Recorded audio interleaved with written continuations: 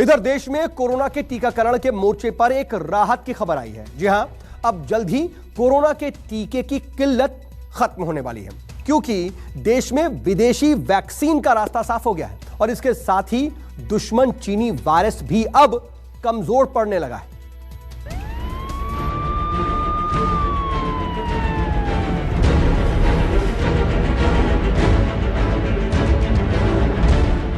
देश में कोरोना की दूसरी लहर ने जमकर कोहराम मचाया, लेकिन अब कोरोना महामारी के शिकार हो रहे आंकड़ों में लगातार सुधार हो रहा है। अब भारत में मिले कोरोना वायरस के वेरिएंट के खतरे को लेकर गुड न्यूज है। विश्व स्वास्थ्य संगठन के मुताबिक भारत में मिले वेरिएंट का एक ही स्ट्रेन अब चिंता का विषय है। WHO ने भारत में मिले नए वेरिएंट को डेल्टा वेरिएंट नाम दिया है और जानकारी के मुताबिक डेल्टा वेरिएंट के बाकी 2 स्ट्रेन का खतरा कम हो गया है।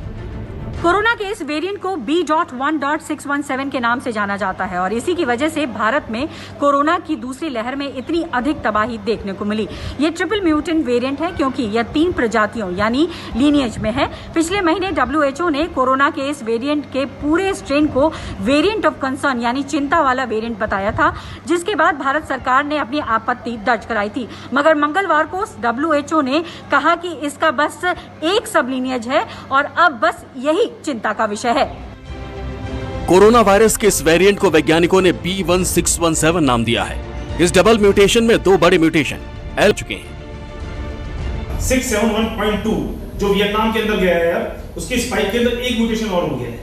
ये समझ लीजिए इस म्यूटेंट अगर खाली ये बोल देना कि 671 के जो 3 वेरिएंट थे उसमें से एक वेरिएंट ज्यादा खतरनाक था, उससे भी हमारा खतरा कम हो गया था। ऐसा खतरा बिल्कुल भी कम नहीं हुआ है। हमें वायरस समय समय पे म्यूटेट करता रहता है और वायरस शरीर के अंदर ही म्यूटेट करता है। अगर इस वायरस से हमें बचना है तो सिर्फ 2 ही तरीके हैं। पहला, जो दूसरा म्यूटेट वायरस दोबारा अगर हिंदुस्तान में आता है तो जो भी इंटरनेशनल पैसेंजर आ रहा है, चाहे हमारे देश का चाहे बाहर का है, उसका एयरपोर्ट के ऊपर जरूर आप RT-PCR test कराइएगा। RT-PCR test positive आता है तो उसकी जीनोमिक स्टडी होनी चाहिए। जीनोमिक स्टडी से हम बता पाते हैं कि कौन सा म्यूटेंट है, और आजकल और भी तकनीक आ गए हैं वायरस के म्यूटेंट को पकड़ने के, तो वो हमें जरूर करना चाहिए, पहला। और दूसरा, कोविड अप्रोप्रिएट बिहेवियर, जो सरकार बार बार बोल रही है कि आपको मास्क पहनना है, आपको हैंड सैनिटाइजेशन करना है, आपको सोशल डिस्टेंसिंग करनी है, वो भी एक तरह का वैक्सीनेशन ही है जो आपको कोविड से बचाएगा। और तीसरा, आपको जब भी मौका मिलता है जल्दी से जल्दी आपको वैक्सीनेशन जरूर कराना चाहिए, बिकॉज सिर्फ वैक्सीनेशन ही एक ऐसा तरीका है जो आपको बचा सकता है। एक तरफ वायरस की चिंता को कम करने वाली खबर है, तो दूसरी तरफ बचे खुचे कोरोना को भी खत्म करने की तैयारियां तेज कर दी गई हैं। देश को कोरोना मुक्त करने के लिए एक तरफ तेजी से वैक्सीनेशन प्रोग्राम को बढ़ाया जा रहा है, वहीं देश में कम समय में ज्यादा वैक्सीनेशन के लिए सरकार ने बड़ा कदम उठाया है। जानकारी के मुताबिक फाइजर और मॉडर्ना जैसी विदेशी वैक्सीन का भारत आने का रास्ता अब साफ हो गया है। Drug controller general of India यानी DCGI ने फाइजर और मॉडर्ना जैसी विदेशी वैक्सीन पर अलग से लोकल ट्रायल कराने की शर्तों को हटा दिया है। DCGI ने दुनिया भर में इस्तेमाल हो रहे वैक्सीन की ब्रीजिंग ट्रायल की जरूरत को खत्म कर दिया है। इधर न्यूज 24 ने ऑपरेशन कागज दिखाया, भ्रष्टाचार की पोल खोली और सियासी गलियारों में हड़कंप मच गया। जी हां, घोटाले की जांच के लिए पहले कमेटी बनी और जांच शुरू हो गई। अब आम लोगों ने भी सरकार के खिलाफ मोर्चा खोल दिया है। देखिए बड़े खुलासे के बिग इंपैक्ट की ये एक्सक्लूसिव स्टोरी।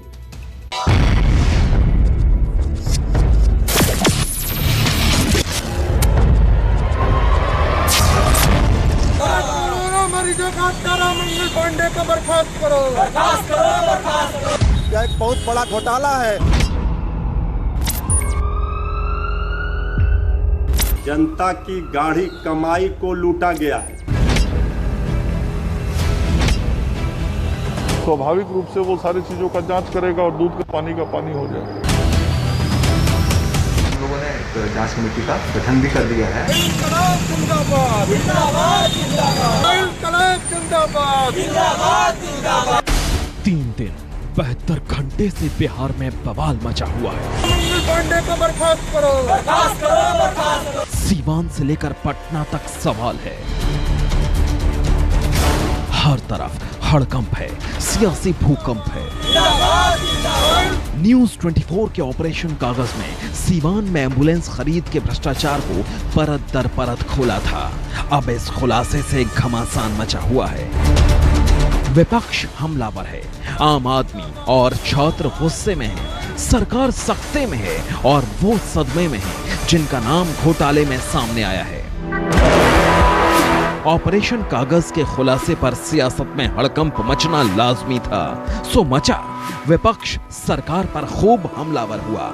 सरकार को एम्बुलेंस खरीद में भ्रष्टाचार पर सफाई देनी पड़ी। जांच के आदेश हुए, एम्बुलेंस की सप्लाई करने वाली कंपनी को ब्लैकलिस्ट करना पड़ा। लेकिन अब लोगों का गुस्सा प्रदर्शन के रूप में सामने आ रहा है। सीवान के सदर अस्पताल के सामने छात्रों ने जोरदार प्रदर्शन किया।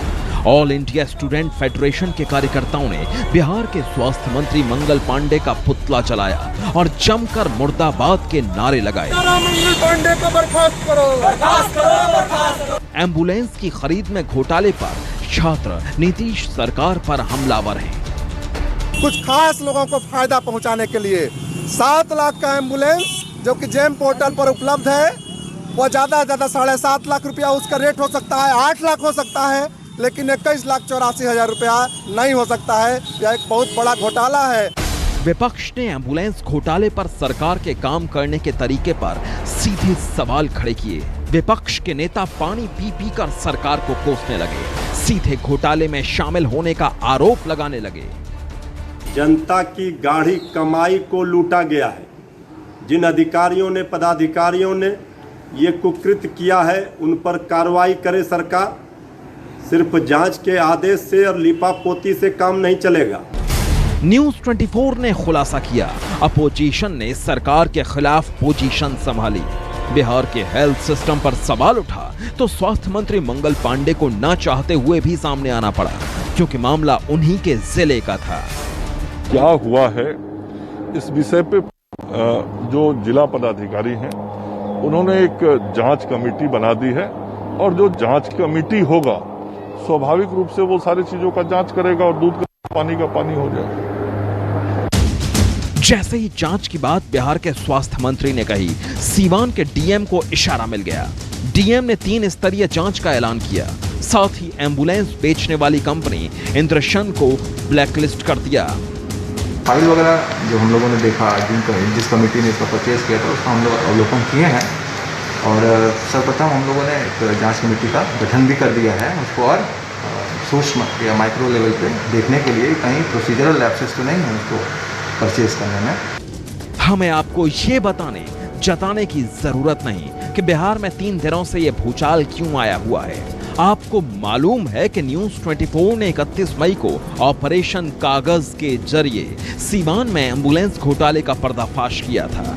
हमने बताया था कि अफसरों ने कैसे एमएलए और एमएलसी के फंड से खरीदी गई एम्बुलेंस में बड़ा गड़बड़ झाला किया था। जिस एम्बुलेंस की कीमत 7,50,000 रुपए है, उसे अधिकारियों ने 21,84,000 रुपए में खरीदा। सीवान में कुल 21 एम्बुलेंस खरीदी गईं और करोड़ों का घोटाला हुआ। न्यूज 24 का यही वो खुलासा था, यही वो ऑपरेशन कागज था जिसका 3 दिनों से लगातार असर हो रहा है। सीवान से आकाश कुमार के साथ अमिताभ ओझा, पटना, न्यूज 24।